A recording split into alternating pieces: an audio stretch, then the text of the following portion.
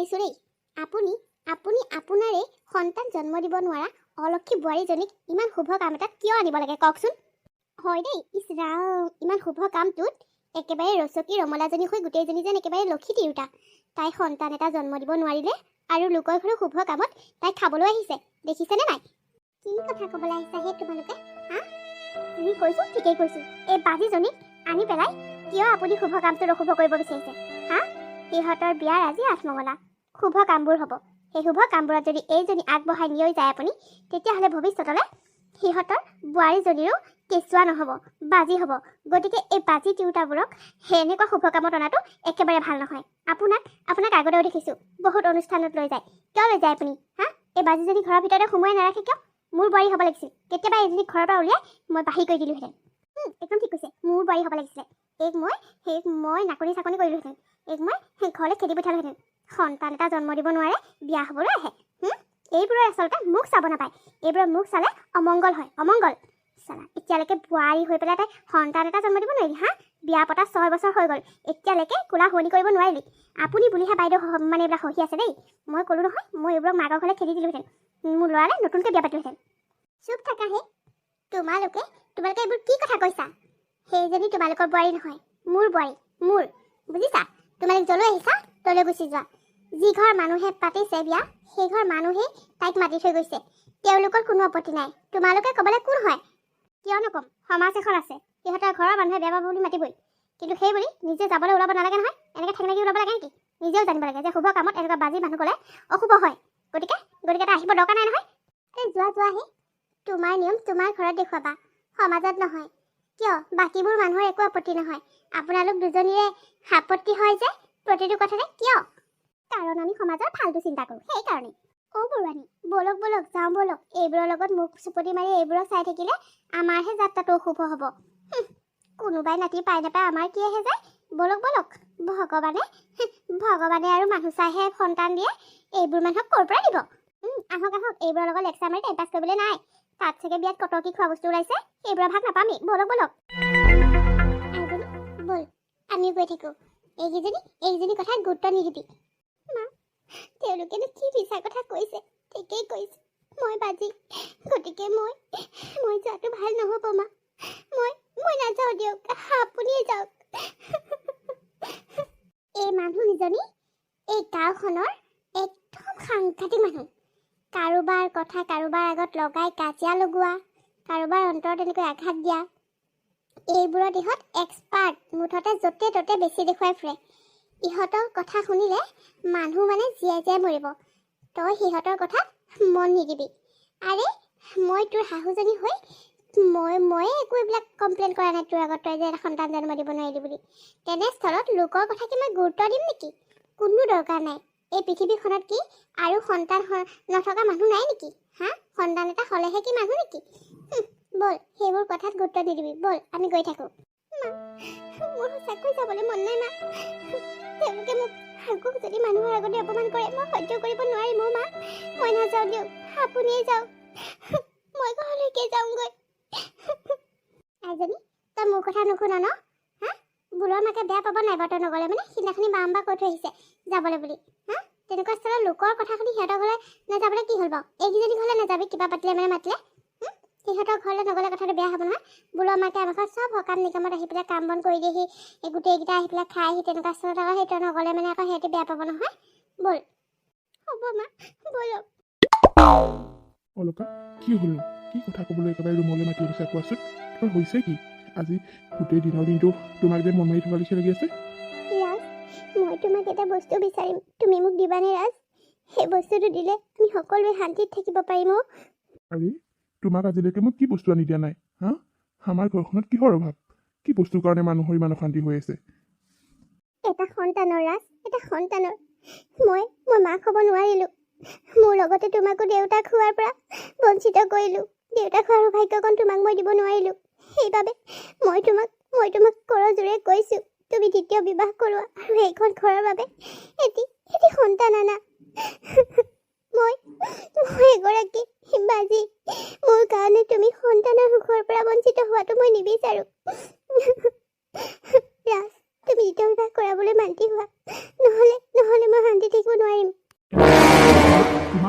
কৈছিলো নে নাই হা কৈছো নে নাই ফাল্টু কথা নহয় ৰ'বাচোন তুমি কথাটো ক'লেই কিয় খং খাই উঠা হা কিয় এজন মানুহে দুজনী বিয়া কৰাব নোৱাৰে নেকি হা কিয় তুমি এইটো কথা শুনিবই নিবিচাৰা মা দেউতাহঁতে মুখেৰে নক'ব পাৰে কিন্তু মই জানো মা দেউতাই এখন ঘৰত এটা নাতি হোৱাটো বিচাৰে তেওঁলোকেও বিচাৰে যে তেওঁলোকৰ নাতিৰ লগত তেওঁলোকে খেলিব নাতিক কোলাত ল'ব মৰম কৰিব সেই আশাটো প্লিজ তুমি পূৰা কৰোৱা চুপ থাকা তোমাক মই কেতিয়াবাই কৈছো এইটো কথা মোক আৰু নেক্সট টাইম নুশুনাবা বুলি তুমি তুমি তাৰ পাছতো মোক এইবোৰ কথা কৈ খং উঠাই নল'বা ক'লো নহয় মোক কোনো সতি সন্তান নালাগে মই তোমাক ভাল পাই বিয়া পাতিছোঁ তোমাৰ বাহিৰে মই অন্য ছোৱালীৰ কথা কেতিয়াও ভাবিব নোৱাৰোঁ তোমাৰ সন্তান হওক বা নহওক তাত মোৰ কোনো দৰকাৰ নাই ল'ৰা ছোৱালী হ'লেহে কি মাক বাপেক হ'ব পাৰে নেকি হা আমি তুলিওতো ল'ব পাৰোঁ আৰু সমাজৰ কথা একেবাৰে নালাগে সমাজৰ মানুহে নকয় কি তেওঁলোকৰ কথা শুনিবলৈ হ'লে আমি নিজৰ সুখ শান্তিবোৰ সকলোবোৰ হেৰুৱাব লাগিব গতিকে তোমাক মই কৈ দিছোঁ মোক দ্বিতীয়বাৰ এইবোৰ কথা নক'বা তুমি কথাবোৰ বুজিবলৈ চেষ্টা কৰা নাই কিয় হা তুমি দ্বিতীয় বিবাহ কৰালে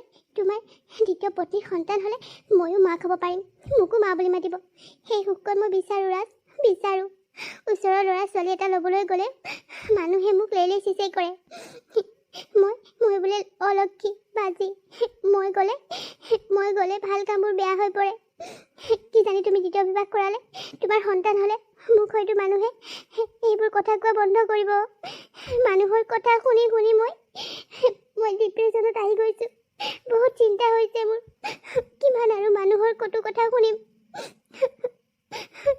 কোনে কি কয় হা মোৰ লগত গ'লে যে তোমাক কোনে একো ক'ব নোৱাৰে তুমি কি মুখে একো ক'ব নোৱাৰা নেকি হা ইহঁতৰ কি আছে আমাৰ ল'ৰা ছোৱালী হওক বা নহওক ইহঁতৰ চিন্তা কৰি মৰিবলৈ কি দৰকাৰ আছে হা যোনে কয় সিহঁতৰ মুখতে কি এষাৰ ভালকৈ কৈ দিব নোৱাৰা তুমি নোৱাৰো কাৰণ তেওঁলোকে একো মিছা কথাও নকয় যে তেওঁলোকে সঁচা কথাটোৱে কয় ন মই শুনিবলৈ বেয়া হ'লেও তেওঁলোকে সঁচা কথাটোৱে কয় সেইকাৰণে তোমাক কৈছোঁ ৰাজ তুমি দ্বিতীয় বিবাহ কৰোৱা এয়া কেতিয়াও সম্ভৱ নহয় তোমাক মই বহুত বেছি ভাল পাওঁ তোমাৰ বাহিৰে মই কাৰো কথা কোনো জীৱনত চিন্তা কৰিব নোৱাৰোঁ হ'ল নহয় আৰু নেক্সট টাইম মোক এইবোৰ কথা কৈ মোৰ মূৰটো নাখাবা যোৱা মোৰ বাবে একাপ চাহ কৰি নাগৈ মই ফালে যাবলগীয়া আছে যাবা বাৰু কিন্তু কথাবোৰ অলপ ভাবিবা আজি আমাক সন্তানৰ প্ৰয়োজন হোৱা নাই কিন্তু ভৱিষ্যতলৈ আমাক সন্তানৰ প্ৰয়োজন হ'ব তুমি সেই কথা অনুভৱ কৰা নাই প্লিজ ৰাজ তুমি এবাৰ কথাবোৰ ভাবিবা মই তোমাক পাৰ্মিশ্যন দিছোঁ তুমি কিয় বেয়া পাইছা কিয় মানা কৰিছা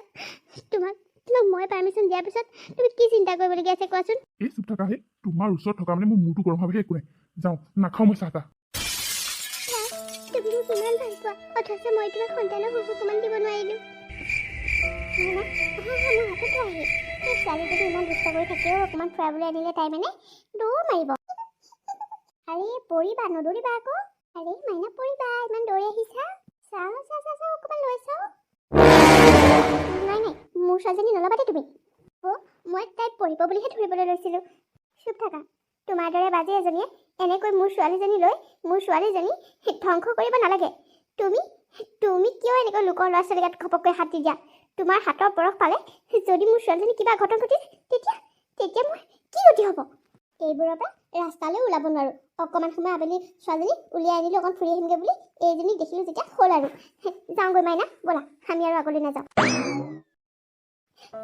নিজৰ সন্তান নোহোৱাৰ বাবে লোকৰ সন্তানক চুবলৈ অধিকাৰ নাথাকে সন্তানটো চুলে সিহঁতৰ কিবা হৈ যাব কিয় মানুহবিলাকে মোক লৈ এনেকুৱা কথাবোৰ ভাবে বাৰু মই ইমানেই বেয়া নে মই এটা সন্তান জন্ম দিব নোৱাৰিলোঁ বুলি মোক মানুহে ইমান বেয়াকৈ ভাবিব পাৰে হে ভগৱান তুমিও মোৰ কোলালৈ এটা শিশুক কিয় নিদিলা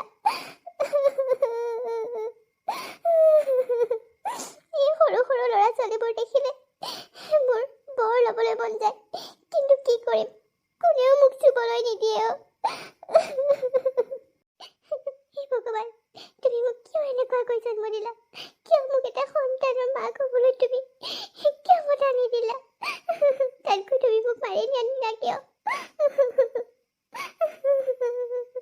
কিমান আৰু মানুহৰ কথা শুনিম কিমান আৰু অপমান সহ্য কৰিম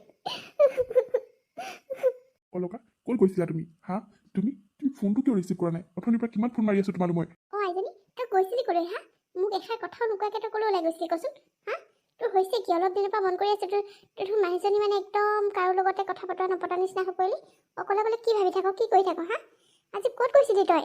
আমাৰ কিমান চিন্তা হৈছিল সেয়া তই ভাবি চাইছনে এবাৰ? সঁচাকে দেই, তাৰো আগত নোকোৱা নেমেলাকৈ ক'ত গৈছিলা তুমি হা? ৰাজ, মা, দেউতা, তোমালোকে মোক ক্ষমা কৰি দিয়া, কাৰণ মই তোমালোকক নজনাকৈ এফালে গৈছিলোঁ। এফালে গৈছিলা মানে ক'ত গৈছিলা? ফোন এটা কৰিতো ক'ব পাৰা ন? তোমালোকক ফোন এটা কৰি কথাটো কৈ দিলে হয় দেখোন, আৰু মোক কৈ থৈ গ'লে হয় দেখোন। আজি নোকোৱা নেমেলাকৈ গৈছে, মই গোটেই চিন্তাত ক'ব নোৱাৰা হৈছোঁ।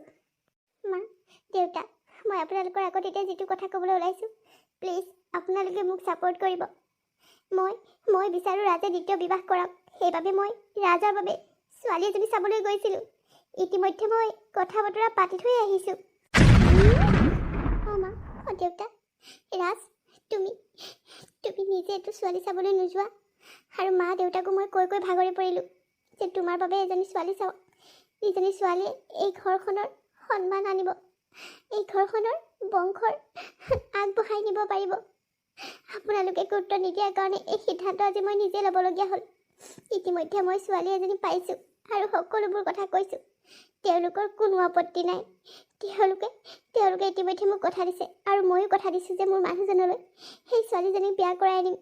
আৰু তাই এটি সন্তান জন্ম দিব, আৰু সেই সন্তানটিয়ে মোকো মা বুলি মাতিব, আৰু দেউতা আপোনাক ককা বুলি মাতিব, আৰু মা আপোনাক আইতা বুলি মাতিব, আৰু ৰাজ তোমাক দেউতা বুলি মাতিব।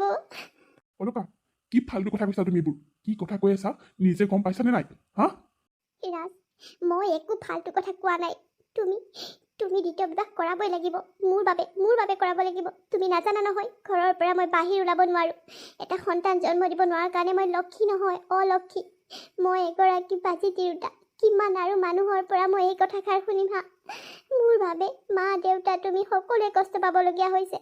গতিকে মই বিচাৰোঁ তুমি দ্বিতীয় বিবাহ কৰোৱাই এইখন ঘৰত সাগৰ সুখ শান্তি এইবোৰ ঘূৰাই আনা। প্লিজ ৰাজ, মা দেউতা, আপোনালোকে প্লিজ ৰাজক বুজাওক। এই কথা কেতিয়াও সম্ভৱ নহয়, কেতিয়াও পূৰণ নহয় তোমাৰ এই আশা। মোক নালাগে বুলি কৈছোঁ নহয়, কোনো সতীয় সন্তান নালাগে। তোমাক কোনে কৰিবলৈ কৈছে এইবোৰ হা? বোৱাৰী, আমি কেতিয়াবা তোক কিবা কৈছোনে হা? ঐ, তই কিয় এনেকুৱাবিলাক কৰিব লাগে হা? আমি আজিলৈকে তোক কিবা কৈছোঁ নেকি? লোকে যি কৈ থাকক, লোকৰ কথা গুৰুত্ব দিবলৈ দৰকাৰ নাই নহয়। তোমাক আমি কোনদিনাখনি কিবা এটা কৈছোঁ হা? কোৱাচোন, তোমাক যদি আমি কিবা এটা বেয়াকৈ কৈছোঁ সন্তানৰ বাবে হা? আৰু ভগৱানে যাক যি দিছে সেয়ালৈ সন্তুষ্ট হৈ থাকিব লাগে। আৰু এনেকুৱা আৰু পৃথিৱীত কিমান মানুহ আছে যাৰ সতি সন্তান নায়েই? কিন্তু দেউতা, মই আৰু সমাজৰ মানুহৰ কথাবোৰ শুনি পাগল হ'বলৈ ধৰিছোঁ। মই আৰু নোৱাৰোঁ। ৰাজ, তুমি আজি মোক কথা দিব লাগিব যে তুমি দ্বিতীয় বিবাহ কৰাবা নে মোক হেৰুৱাবা। মানে তুমি কি ক'ব খুজিছা? মানে মই এটা সিদ্ধান্ত লৈ পেলাইছোঁ।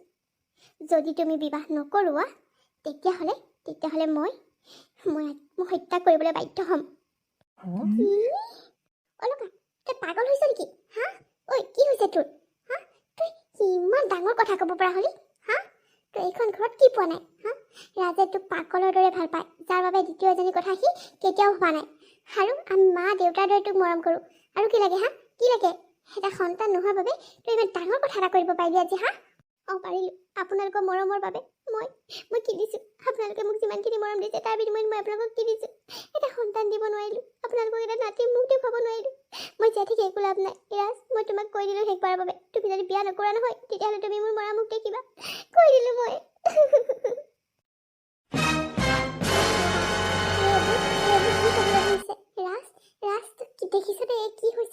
নাজানো মা, হৈছে কি অলপ দিনৰ পৰা বেলেগ ধৰণৰ ব্যৱহাৰ কৰিবলৈ লৈছে অলকাই মোক।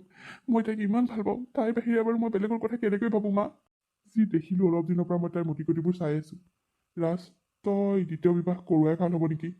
কিজানি সন্তান এটা হ'লে তাইৰ মনটো ভালেই হয় বা। অলপ দিনৰ পৰা মন কৰি আছোঁ। সিদিনাখন গাখীৰ উতলাই আছে, গাখীৰ গোটেইখিনি পৰি গৈছে। শেষত গৈ মই দেখি পেলাই পটককৈ আকৌ কৰি দিছোঁ গেছটো। এনেদৰে তাই কি কাণ্ড কৰি আছে ঠিক নাই। সঁচাকৈ তাই যদি কেনেবাকৈ আত্মহত্যা কৰে বৰ ডাঙৰ কথা হ'ব। তাতকৈ তই বিয়াখন পতাই ভাল হ'ব। কিন্তু দেউতা, মই যে নোৱাৰোঁ মই বেলেগক অলকাৰ দৰে মৰম দিব। আনৰ জীৱন এটা ধ্বংস কৰিব নোৱাৰোঁ মই। পাৰিব লাগিব, বুজিছ? তই বেলেগৰ কাৰণে নহ'লেও অলকাৰ বাবে পাৰিব লাগিব। মা, তুমিও? ময়ো কৈছোঁ। ঘৰখনৰ পৰিৱেশ পৰিস্থিতিলৈ চাই মই ক'বলৈ বাধ্য হৈছোঁ। তই দ্বিতীয় বিবাহ কৰাবই লাগিব।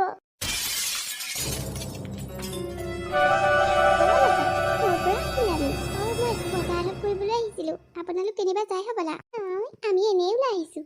ইছ ৰাম ৰাম, বেচেৰীজনীতো বেয়াই লাগিছে পাই। গিৰিয়েকে দ্বিতীয় বিবাহ কৰিবলৈ পাইছিলহে, বেচেৰীজনীক সকলো কামতে লগোৱা আৰম্ভ কৰিলেই। আগতে কোনোদিন বজাৰ সমাৰ কৰা দেখা নাছিলোঁ পাই। হয় দিয়ক, বৰ বেয়া লাগিছে দেই। মতাবোৰ এনেকুৱাই আৰু, এজনী নতুনকৈ পালে আগৰজনীকনো আৰু ক'ত মৰম কৰিব, মৰম চেনেহ নাইকিয়া হৈ যায় আৰু। খুৰী, ৰাজ তেনেকুৱা নহয়, সি মোক বহুত বেছি ভাল পায়। মইহে নিজে আজি বজাৰ কৰিবলৈ যাওঁ বুলি ক'লোঁ। থোৱা হে, আমি ভালদৰে জানো তুমি বাহানা বনাব নালাগে। মতা মানুহৰ কথা মই কি নাজানো বুলি ভাবিছা নেকি? হা, মতা মানুহবোৰ তেনেকুৱাই আৰু, কি কৰিবা। এতিয়া আৰু তোমাৰ দিন গ'ল আৰু বুজিছা। তোমাৰ সন্মুখতে এতিয়া তোমাৰ নতুনজনীক মৰম চেনেহ কৰি থাকিব, তুমি আৰু সেইবোৰকে চাই চাই কান্দি থাকিবা আৰু। ইছ ৰাম, তোমাক যে ভগৱানে একেবাৰে সন্তান জন্ম দিব পৰা ক্ষমতা অকণমান নিদি পেলাই বৰ দুখত পেলালে দেই। গোটেই আজীৱনটো তুমি এতিয়া সতিনীৰ সৈতে চকুলো টুকি থাকিব লাগিব। হয় আই, সতিনী ভাত খোৱাটো কম ডাঙৰ কথা নহয় দেই। কৃষ্ণ, মই যে একেবাৰে নোৱাৰোৱেই দেই। মই যে সেইকাৰণে মানুহজনক হাতৰ মুঠি ৰাখোঁ পাই, ক'ৰবাত ছোৱালী তোৱালী বোৱাৰী ছোৱালী চাই বুলি। আপোনালোকে মোৰ বাবে চিন্তা কৰিব নালাগে দিয়ক, মই বহুত সুখী। কাৰণ ৰাজে মোক এতিয়াও বহুত বেছি ভাল পায়। ৰাজে দ্বিতীয় বিবাহ কেৱল মোৰ বাবে কৰিছে, আমাৰ ঘৰখনৰ বাবে কৰিছে। মোক এতিয়াও বহুত বেছি ভাল পায় ৰাজে। আপোনালোকে এই আবোল তাবোল কথাবোৰ নক'ব। ৰাম, তাই মুখখন চোৱা, আমি যে নাজানোহে আৰু মতা মানুহৰ চৰিত্ৰ। যা সতিনী ভাত খাবলৈ পাই তই চাগে বৰ ভাল পাইছ। গিৰিয়েৰে সন্মুখতে সৰুজনীক চাগে মৰমতে চুমা চেনেহ খাই থাকে, তই চাগে তাকে চাই পেলাই ভিতৰত গৈ চকুলো টুকি থাক। তাকে নকৈ পেলাই আমাৰ ঘৰত ফুটনি মাৰিবলৈ আহিছ। কি কাটিবলৈ লৈছে? দিয়ক, ময়ে কাটি দিম। আৰে ৰশ্মি, মই পাৰিম নহয়, তুমি যোৱাচোন, তুমি আৰাম কৰি আকৌ যোৱা। নাই, মই একো কৰিবলৈ নাপাওঁচোন আপোনাৰ পৰা। মোকোতো কিবা এটা কৰিবলৈ দিয়ক। ৰাতিপুৱা সোনকালে শুই উঠালে আপুনি ঘৰৰ সকলো কাম বন কৰি আজৰি কৰি থৈ দিয়ে, আৰু মই একো এটা কৰিবলৈ নাপাওঁ। মই কিন্তু বেয়া পাইছোঁ আপোনাক। সকলোবোৰ কাম কেৱল আপুনি কৰে। মোক কিয় কৰিবলৈ নিদিয়ে বাইদেউ? মই আপোনাক বহুত বেয়া পাইছোঁ। ৰশ্মি, তুমি মোৰ সৰু ভনী, তোমাক মই কেনেকৈ কাম কৰিবলৈ দিব পাৰোঁ? এই বাইকজনী থাকোঁতে ভনীয়েকে কাম কৰিব নালাগে নহয়। যোৱা বুলি কৈছোঁ নহয়। তুমি এতিয়া এইকণ সময় বহুত সাৱধানে থাকিব লাগিব। এতিয়া সকলোবোৰ কাম মই কৰিম। আগতে দুই এটা কাম তোমাক কৰিবলৈ নিদিয়াকৈ আছিলোঁ নে? এতিয়া তুমি সাৱধানে থাকিব লাগিব। তুমি এতিয়া সম্পূৰ্ণ আৰামত থাকিবা। তুমি আমাৰ ঘৰখনলৈ ইমান ভাল খবৰ এটা আনিছা। আমাৰ সকলোৰে জীৱনলৈ তুমি সুখ আনিছা, শান্তি আনিছা। গতিকে তোমাক মই একো কাম কৰিবলৈ নিদিওঁ দেই। তুমি এতিয়া ৰেষ্ট কৰিবা অকল। মই কৰিম, সকলো মই কৰিম। যাম, মই যে একেবাৰে এলেহুৱা হৈ যাম এনেকৈ থাকিলে বাইদেউ। মোক কিবা এটা কৰিবলৈ দিয়ক, নহ'লে মই বহুত বৰিং পাইছোঁ। হ'ব, তুমি বৰিং পাব নালাগে। যোৱা, ভালকৈ কিতাপ এখনকে পঢ়ি থাকাগৈ। মই টেবুলতে বহুত ধুনীয়া কিতাপ আনি তোমাৰ কাৰণে পঢ়িবলৈ থৈ দিছোঁ। যোৱা, সেয়াকে পঢ়ি থাকাগৈ। মই সময়মতে তুমি কি খাবলৈ মন যায় সকলো বনাই দিম। যোৱা। কি যে হ'ব নহয়, সঁচাকৈ মানুহে শুনিলে বিশ্বাসে নকৰিব যে একেজন স্বামী দুজনী পত্নী একেলগে ইমান মিল কেনেকৈ থাকিব পাৰে। বাইদেউ, আপোনাৰ অন্তৰখন সঁচাকৈ বহুত বেছি ভাল।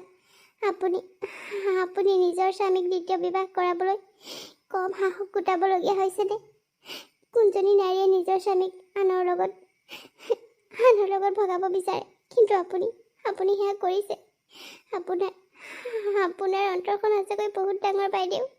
সেই যদি কিনো কথাবোৰ কৈ থাকেহি চাচোন। যোৱা বুলি কৈছোঁ নহয়, যোৱা, কিতাপ এখন পঢ়াগৈ, ধুনীয়া কিতাপ এখন। যোৱা। হ'ব বাৰু বাইদেউ। এইজনীও যে মানে আৰু অকণমান শান্তিকে বোলো সেই থাকিবি বুলি ক'লেও নুশুনে নহয়। মূৰ্তিজনী কাম কৰিবলৈ লাগে তাইক। মই আছোৱেই, তাইক কি দৰকাৰ বাৰু।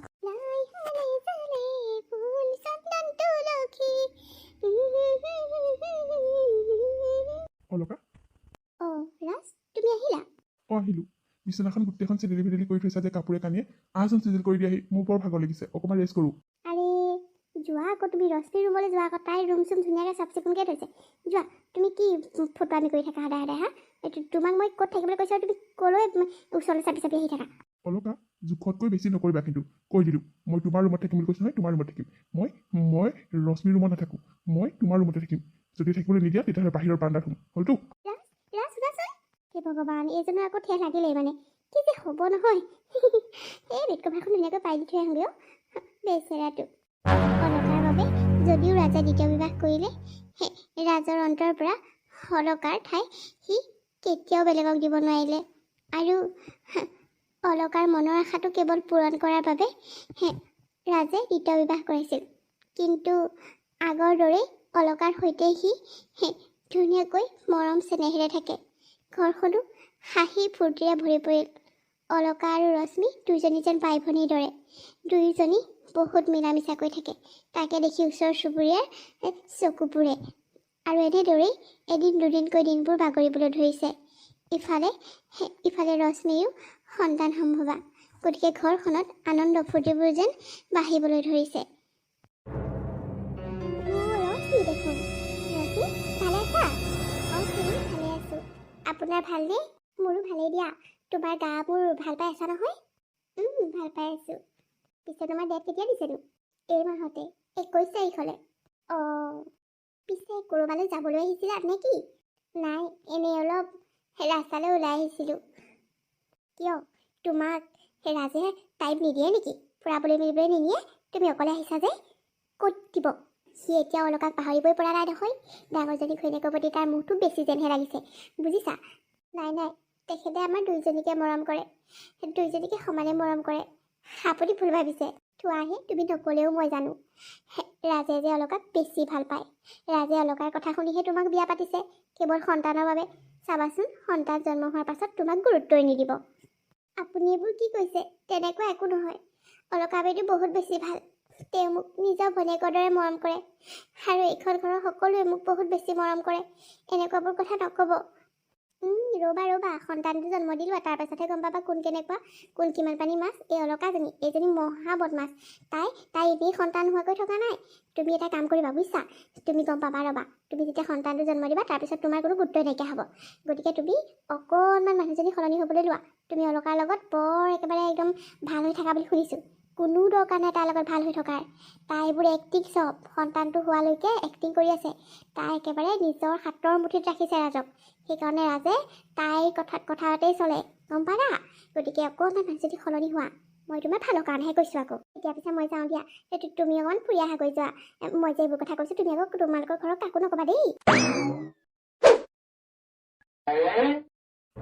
তুমি হঠাতে এনেকৈ গাঁৱৰ মানুহক মাতি আনিলা, কি সিদ্ধান্ত লৈছা তুমি? কি মানে আমি একো বুজি পোৱা নাই, তুমি খুলি কোৱাচোন। ৰশ্মি, তাই ঘৰৰ মানুহকো একো কোৱা নাই। কি হ'ল তোৰ হা? কিয় আজি তই এনেকৈ গাঁৱৰ মানুহ মাতি আনিছ? আমিতো কিবা অশান্তি কৰিলোঁ নেকি? আমাৰ পৰা তই কিবা অসুবিধা পাইছ নেকি? অঁ ৰশ্মি, কোৱা, তুমি আমাৰ পৰা কিবা অসুবিধা পাইছা নেকি? তোমাক আমি কি আমনি কৰিলোঁ, যাৰ বাবে তুমি এনেকৈ মানুহ মাতিবলগীয়া হ'ল? বোৱাৰী, তোমাক আমি কিবা কৈছোঁ যদি ঘৰত তুমি ক'ব লাগিছিল। আমিতো তোমাক একো কোৱা নাই। তুমি এনেকৈ সমাজৰ মানুহ মাতি কিয় আনিছা? আপোনালোকে এতিয়া বৰ একেবাৰে ভাল হৈ দেখুৱাব নালাগে। আপোনালোকে চাগে সেই সন্তানটো জন্ম দিয়াৰ পিছত চাগে তাইক গুৰুত্বই নিদিয়া হ'ল। কাৰণ ৰাজে আকৌ অলকাকহে বেছি ভাল পায়, ডাঙৰজনী। অলকাৰ কথা মতেহে সি দ্বিতীয় বিবাহ কৰাইছে। সন্তানৰ কাৰণে আৰু ইস্তেমাল কৰিলে ৰশ্মিক। এতিয়া চাগে তাইক মৰম দিয়া নাই। এতিয়া তাইক আপোনালোকে সেইখন ঘৰৰ পৰা হয়তো উলিয়াই দিব বিচাৰিছে। সেইকাৰণে তাই এইবোৰ সিদ্ধান্ত লৈছে। ইছ ৰাম, বৰ বেয়া কথা দেই এইবোৰ, বৰ বেয়া কথা। হয় পাই, এনেকুৱাবোৰ কাণ্ড কৰিবলৈ আপোনালোকৰ লাজ নালাগেনে?